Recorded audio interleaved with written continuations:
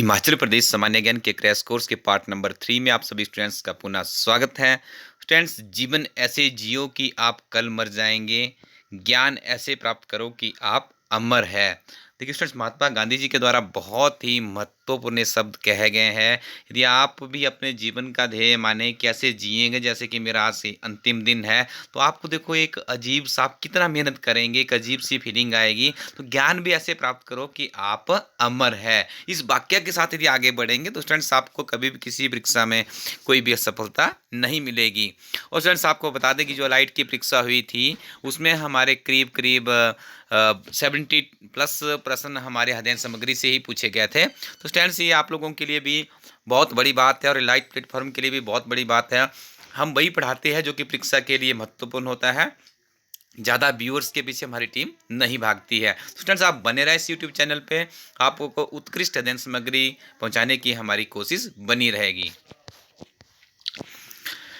सबसे पहला प्रश्न निकल कर आया है, हिमाचल प्रदेश विधानसभा के लिए जून 1970 में हुए चुनावों में कुल 68 सीटों में से जनता पार्टी को कितनी सीटें प्राप्त हुई।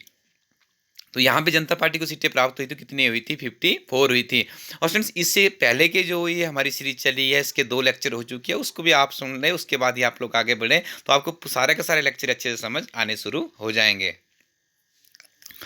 1970 के विधानसभा चुनावों में कांग्रेस को कितनी सीटें प्राप्त हुई थी? 9 सीटें सिर्फ कांग्रेस को प्राप्त हुई थी। आपको ज्ञात होगा कि 1970 में ही गैर कांग्रेसी सरकार हिमाचल प्रदेश में बनी थी। 1970 के विधानसभा चुनावों में कितने निर्दलीय सदस्य चुनकर आए थे? इनकी संख्या थी 5।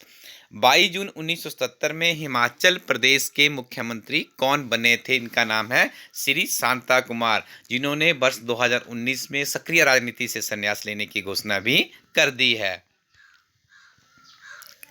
1970 में मुख्यमंत्री श्री शांता कुमार को किसने शपथ दिलाई थी? तो ये राज्यपाल थे अमीनुद्दीन अहमद खान। और स्टूडेंट्स, ये ऐसे प्रश्न है जो कि आपको किसी न किसी परीक्षा में देखने को जरूर मिलेंगे। बहुत यूनिक प्रश्न है, क्योंकि अभी जितने प्रश्न आप लोग विभिन्न तरह की किताबों में देखते हो तो पूछे जा चुके हैं। कुछ यूनिकनेस की तरफ ही आप लोग आगे बढ़ते रहें। हिमाचल प्रदेश के प्रथम गैर मुख्यमंत्री कौन बने थे? श्री शांता कुमार जी। प्रदेश में गठित जनता दल की सरकार में गुटबाजी और सत्ता व शक्ति हथियाने के लिए अंदरूनी लड़ाई किस वर्ष जग जाहिर होना शुरू हो गई थी? तो ये वर्ष आपने याद रखना है, 1979 में जो जनता दल की सरकार श्री शांता कुमार के नेतृत्व में बनी थी, तो उसकी लड़ाई भी शुरू हो गई थी, अंदरूनी लड़ाई थी जो कि जग जाहिर होना शुरू कब हो गया था? 1979 में। रामलाल ठाकुर दूसरी बार प्रदेश के मुख्यमंत्री कब बने थे? 14 फरवरी 1980। वर्ष 1980 में 5वीं विधानसभा के लिए हुए चुनावों में कांग्रेस को कितनी सीटें प्राप्त हुई? 31 सीटें प्राप्त हुई थी। देखिए, भाजपा की सरकार बनी थी, इनके जो इंटरनल आपस में ही खींचतान चली हुई थी, तो सरकार 1979 में गिर गई, कांग्रेस की वापसी हुई और काफ़ी अच्छा यहाँ पे उन्हें रिस्पॉन्स मिला, 31 सीट्स कांग्रेस को मिली थी। और अब बात करते हैं वर्ष 1980 के चुनाव में कांग्रेस सरकार द्वारा किसे मुख्यमंत्री नियुक्त किया गया? यहाँ पे भक्ति हो गया, आपने यहाँ पे शक्ति कर लेना है। कांग्रेस सरकार द्वारा किसे मुख्यमंत्री बनाया गया था? पार्टी कर लें आप, यहाँ पे कोई इशू नहीं है। देखिए, यहाँ पे रामलाल ठाकुर तीसरी बार हिमाचल प्रदेश के मुख्यमंत्री बने थे। हिमाचल प्रदेश के किस मुख्यमंत्री को आंध्र प्रदेश का राज्यपाल नियुक्त किया गया था? तो उनका नाम भी क्या है? रामलाल ठाकुर।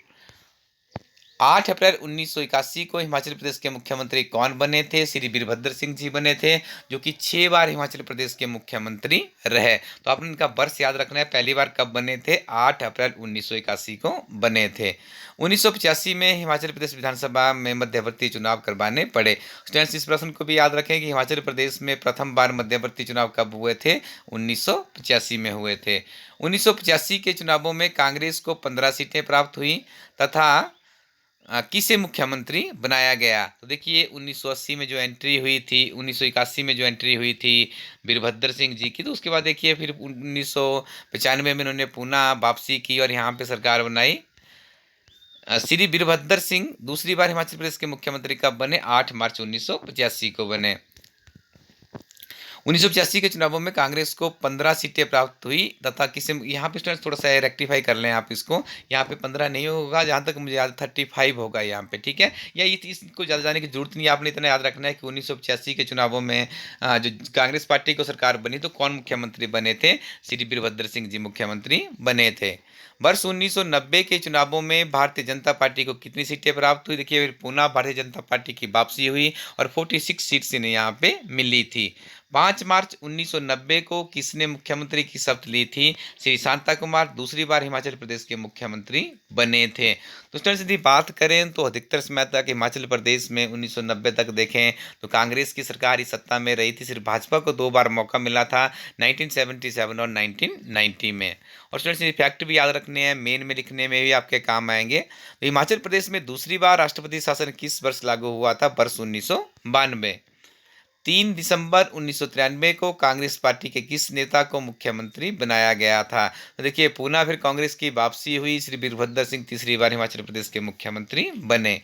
और बात करें 25 दिसंबर 2012 को श्री वीरभद्र सिंह छठी बार हिमाचल प्रदेश के मुख्यमंत्री बने थे। और वर्तमान में आपको ज्ञात है कि हिमाचल प्रदेश के मुख्यमंत्री कौन है, श्री जयराम ठाकुर जी है, जो कि मंडी जिला से संबंध रखते हैं। ठीक है, अब अगला प्रश्न आपको इस तरह से देखने को मिलेगा कि हिमाचल प्रदेश में सर्वाधिक बार मुख्यमंत्री बनने का कीर्तिमान किसके नाम है, तो उनका नाम है श्री वीरभद्र सिंह। और स्टूडेंट्स अब ऐसे प्रश्न डिस्कशन करेंगे जो कि विभिन्न तरह की परीक्षाओं में बार बार पूछे जा रहे हैं, क्लर्क से लेके एचएएस तक की परीक्षाओं में आपको सहायक सिद्ध होंगे। 1009 ईस्वी में किस विदेशी ने कांगड़ा पर आक्रमण किया था, इनका नाम था महमूद गजनबी। महमूद गजनबी की सेना ने कांगड़ा के कौन से मंदिर को नष्ट किया, ब्रजेशपुरी मंदिर। नगरकोट के किले के भीतर किस मुस्लिम शासक ने मस्जिद का निर्माण करवाया था, जहांगीर। तैमूर लंग ने किस वर्ष नगर कांगड़ा यानी नगरकोट पर आक्रमण किया था, 1398। निम्नलिखित में से किस नगर में जहांगीर ने किले के अंदर मस्जिद बनाई थी, इसका सही उत्तर है नगरकोट। और ये बात करें बैजनाथ का पुराना नाम क्या है, तो आपने याद रखना है किरग्राम। किरग्राम किसका पुराना नाम है, बैजनाथ का। हिमाचल प्रदेश में छोटी काशी के नाम से किसे जाना जाता है, मंडी। हिमाचल का बनारस किस नगर को कहा जाता है, इसका उत्तर भी क्या है, मंडी। हिमाचल प्रदेश का अजंता किसे कहा जाता है, ताबो। हिमाचल प्रदेश के प्रथम मुख्य न्यायाधीश कौन थे, इनका नाम है न्यायाधीश एम.एच. बेग। हिमाचल प्रदेश उच्च न्यायालय की स्थापना कब हुई थी, 1971 में हुई थी। और कहाँ पे स्थापित किया गया है, शिमला में। मंडी जिले में नमक की खान किस स्थान पर है, गुम्बाबद रंग। स्टूडेंट्स बहुत परीक्षाओं में प्रश्न पूछा जा चुका है, आपके प्रश्न इस तरह से भी देखने को मिल सकता है कि भारत में प्राकृतिक नमक की खानें कहाँ पर है, तो आपने स्थान का नाम याद रखना है, गुम्बाबद रंग। कहाँ पे पड़ता है, जिला मंडी में। हिमाचल प्रदेश में किस जिले में सर्वाधिक औद्योगिक इकाइयां हैं, देखिए स्टूडेंट्स यहाँ पे इकाइयों की बात करें तो देखिए 16 है। यदि हम बात करें लघु इकाइयों की, अभी अलाइड में भी प्रश्न पूछा गया था, बहुत से स्टूडेंट्स ने गलत करके आए हैं, तो वहाँ पे ऐसा नहीं पूछा था कि लघु इकाइयां सबसे ज़्यादा हिमाचल प्रदेश में कहाँ पर है। लघु इकाइयां पूछे तो उत्तर कांगड़ा होगा। यदि सीधा इस तरह से प्रश्न आ जाए कि हिमाचल प्रदेश के किस जिला में सर्वाधिक औद्योगिक इकाइयां, तो उसका उत्तर क्या होगा, सोलन होगा।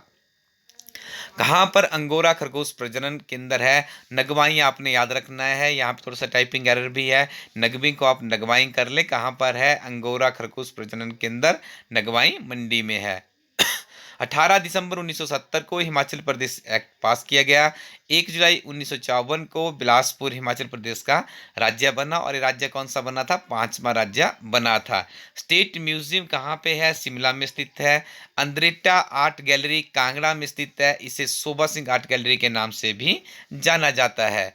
हिमालयन आर्ट के लेखक कौन है, जेसी फ्रैंक है। और स्टूडेंट्स किसी न किसी परीक्षा में आपको एक प्रश्न किताब से संबंधित देखने को मिलता है। कुफरी जीवन और कुफरी ज्योति दो किसकी प्रसिद्ध किस्में हैं, आलू की। शिमला सेब के उत्पादन में शीर्ष स्थान पर है। सोलन मशरूम उत्पादन के लिए जाना जाता है। सानन जल विद्युत परियोजना हिमाचल प्रदेश की सबसे पुरानी जल विद्युत परियोजना है।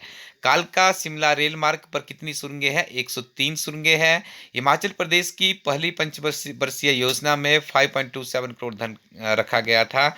बाबा कांसीराम को पहाड़ी गंदी के नाम से भी जाना जाता है। स्टूडेंट्स ये ऐसी अध्ययन सामग्री है जो कि कम समय में आपको बहुत ही ज़्यादा आपकी सहायता करने में सहायक सिद्ध है। तो स्टूडेंट्स इसी तरह की उत्कृष्ट अध्ययन सामग्री को पाने के लिए आपको जाना पड़ेगा हमारी वेबसाइट www.elitestudyco.in। यहाँ पे आपको मिलेंगे पिछले 1.5 वर्ष के साथ ही उत्कृष्ट नोट्स की फॉर्म में करंट अफेयर्स। तो स्टूडेंट्स आप अपना समय ना गंवाएं कहीं अननेसेसरी अध्ययन सामग्री को पढ़ने के लिए। हमारा एक्सपेरिमेंट में भी हम लोग सफल हुए हैं। एलआईडी की परीक्षा में 70 से ज़्यादा प्रश्न हमारे लाइव स्टडी प्लेटफॉर्म से पूछे गए थे, जिसमें सिर्फ हमने हिमाचल प्रदेश राष्ट्रीय से अंतर्राष्ट्रीय घटनाओं का सटीक सारांश आप लोगों को मुहैया करवाया था और 25 लेक्चर हिमाचल प्रदेश सामान्य ज्ञान के, इसके अलावा बजट और आर्थिक सर्वेक्षण और पर्यावरण एवं पारिस्थितिकी तथा 3 लेक्चर महात्मा गांधी के ऊपर हमारी टीम के द्वारा आप लोगों को प्रोवाइड करवाया गया थे। स्टूडेंट्स हम पूरी सामान्य ज्ञान का भी आप लोगों को पढ़ा देते, तो मुझे इतना उम्मीद था कि 70% जो हमारा विजन था उसके अकॉर्डिंग इस परीक्षा में पूछा गया था।